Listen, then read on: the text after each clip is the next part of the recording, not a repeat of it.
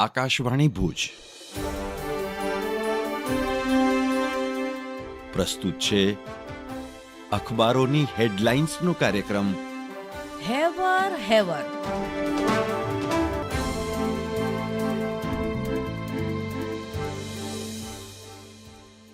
જય હિન્દ કી સેના. ભારત માના લલાટે શૌર્ય સિંદૂર. અડધી રાતે આતંકના નવા અડ્ડા ફૂંકી માર્યા. પીઓકે અને પાકિસ્તાનમાં 1:30 વાગે મિસાઇલ મારો કરીને હિજબુલ, જૈશ એ મોહમ્મદ અને લશ્કરનું મુખ્ય મથક નેસ્તાનાબૂદ કરતી ભારતીય સેના. દિવ્ય ભાસ્કર પહેલા પાના પર લખે છે, વિશ્વએ નિહાળ્યું સિંદૂરનું શૌર્ય. પાકિસ્તાનમાં 100 કિલોમીટર અંદર સુધી હુમલો. મુંબઈથી પહેલગામ સુધી 17 વર્ષના આતંકનો હિસાબ 25 મિનિટમાં. સેનાને સલામ. ઓપરેશન સિંદૂર આતંકીઓનો કચ્ચરઘાણ. નરેન્દ્ર મોદીનું મક્કમ વલણ. મહાસત્તાઓ સામે ઝૂક્યા વગર પાકિસ્તાનને તમાચો, લખે છે ગુજરાત સમાચાર. 25 મિનિટ, 40 મિસાઇલ, 9 ટાર્ગેટ સાફ. મંગળવાર બુધવારની રાત્રે ભારતે પાકિસ્તાનના ત્રાસવાદી કેન્દ્રો ઉડાવી દીધા. જૈશે મોહમ્મદનું બહાવલપુર નાશ. પાકિસ્તાનમાં ગભરાટનું વાતાવરણ. 15 દિવસમાં જ મોદી ન્યાય.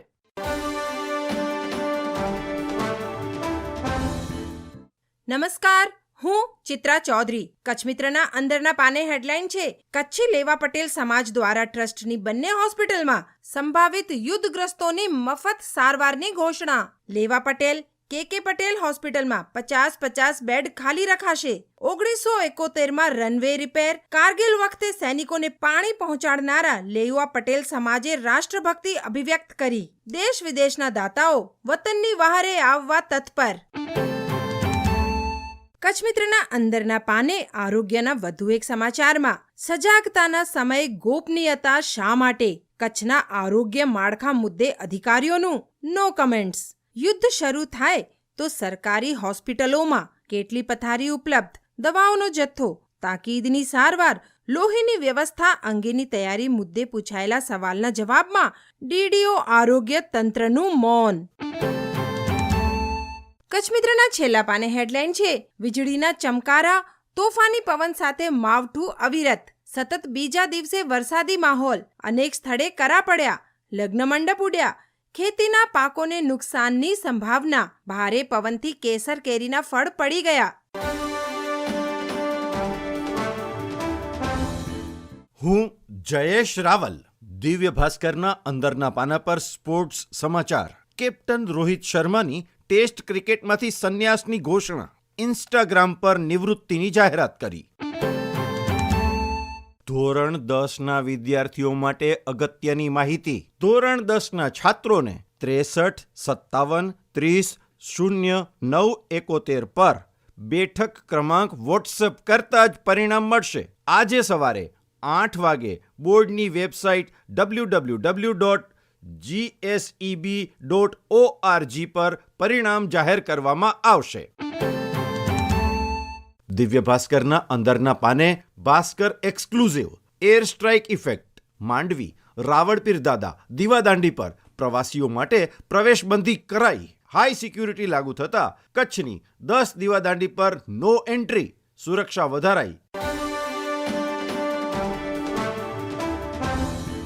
ગુજરાત સમાચારના અંદરના પાને સમાચાર છે, હાલારી પ્રજાતિના અમૂલ્ય ગદર્ભને બચાવવા ગધેડા વેચાણમાં 5 વર્ષ સુધી સ્વૈચ્છિક બાન મુકાયો. કાળક્રમે હાલારી ગધેડાઓની સંખ્યા ઉત્તરોત્તર ઘટીને 250 જ થઈ જતા લેવાયેલું પગલું. ગુજરાત સમાચારમાં વ્યાપારના સમાચાર છે, ભારતીય સૈન્યના પાકિસ્તાનને જડબાતોડ જવાબી હુમલા વચ્ચે શેરોમાં આગેકૂચ. ઓટો, મેટલ, બેન્કિંગ શેરોમાં તેજી. સેન્સેક્સ 106 પોઈન્ટ વધીને 80,747. ગુજરાત સમાચારના છેલ્લા પાને હેડલાઇનમાં, એક તરફ એર સ્ટ્રાઇકની ખુશી તો બીજી તરફ યુદ્ધની દહેશત. સોશિયલ મીડિયાએ લોકોમાં ભય ઊભો કર્યો.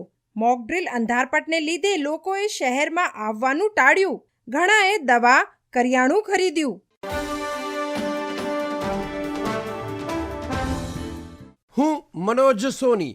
સંદેશના અંદરના પાને સમાચાર છે કે ઇમરજન્સીની પરિસ્થિતિમાં સ્વરક્ષણ અને રેસ્ક્યુની કામગીરીનું નિદર્શન. એરપોર્ટ, બસ, રેલવે સ્ટેશન, મંદિરોની સુરક્ષામાં વધારો. ભુજમાં 1.5 ડઝન સ્થળે સુરક્ષા મજબૂત કરવા પગલાં ભરાયા. હવાઈ હુમલો, આગ સમયે ફસાયેલા નાગરિકોને પ્રાથમિક પ્રક્રિયા અંગે વિસ્તૃત માર્ગદર્શન અને તાલીમ દ્વારા લોકોને સજ્જ કરાયા. સંદેશના અંદરના પાને સમાચાર છે કે મુન્દ્રા તાલુકાના કાંડાગરા અને સિરાચા ગામ નજીક ગેરકાયદેસર ખનીજ વહન કરતા વાહન ઝડપાયા. પૂર્વ કચ્છ ખનીજ કચેરી દ્વારા વાહન જપ્ત કરી અને કાયદેસરની કાર્યવાહી હાથ ધરાઈ. સંદેશના છેલ્લા પાને સમાચાર છે કે ગુજરાતમાં પોલીસ અફસરોની રજાઓ રદ. કચ્છ, પાટણ અને બનાસકાંઠાની સરહદે એલર્ટ. સીએમ ભૂપેન્દ્ર પટેલ અને ગૃહમંત્રી હર્ષ સંઘવીએ સમીક્ષા બેઠકો યોજી. પાકિસ્તાન સરહદના ગ્રામીણ વિસ્તારોમાં ઇન્ટેલિજન્સને એક્ટિવ રહેવા આદેશ.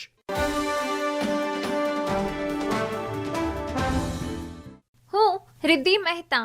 ભારતે 22 એપ્રિલના રોજ જમ્મુ અને કાશ્મીરના પહેલગામમાં થયેલા આતંકવાદી હુમલાનો બદલો લેવા માટે પાકિસ્તાન અને પીઓકે પર મંગળવારના મોડી રાત્રે દેશની ત્રણેય સેનાઓએ 24 મિસાઇલનો ઉપયોગ કરી સંયુક્ત કાર્યવાહીમાં 9 સ્થળોએ હુમલો કર્યો.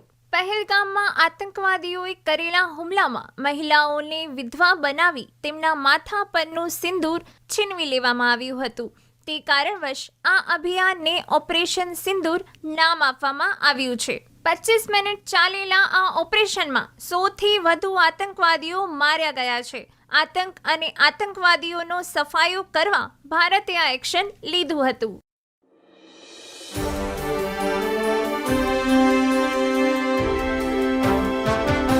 અખબારોની હેડલાઇન્સનો કાર્યક્રમ હેવર હેવર